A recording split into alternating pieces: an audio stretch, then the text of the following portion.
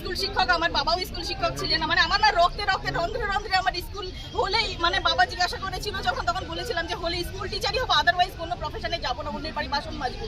মানে এতটাই ডেডিকেটেড ছিলাম আমি, কারণ এই পরীক্ষা ছাড়া আমি অন্য কোনো পরীক্ষার জন্য আমি এগোইনি, ভালোই বাঁচতে পারিনি। এটা ছিল আমার শুধুমাত্র, মানে কি বলবো, এটা আমার প্যাশন, আমার ভালোবাসা, মানে আমার লাইফ, এটা আমার জীবন, এটা আজকে আমার জীবন চলে গেল। ভবিষ্যৎ প্রজন্ম মানে আপনারা আমাকে দেখছেন, কথা বলছি, আমার কিন্তু আমি কিন্তু জীবিত নেই, মানে নই আর কি, এরকম একটা ভবিষ্যৎ প্রজন্ম এ রাজ্যে কি আর কোনোদিনও চাকরিতে ভরসা করবে, সরকারি চাকরিতে?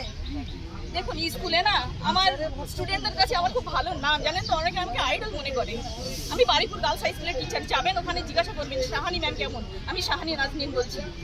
আমি যখন জিজ্ঞাসা করতাম অনেকেই বলতো ম্যাম আপনার মতো হবে, করবে না, বুঝতে ভরে উঠতো, বুঝতে পেরেছেন? এখন কি বলবো বলুন তো, ওদেরকে বলবো যে ভালো করে পড়াশোনা কর বাবা, অন্তত এই রাজ্যে থেকে কি করে বলবো বলুন?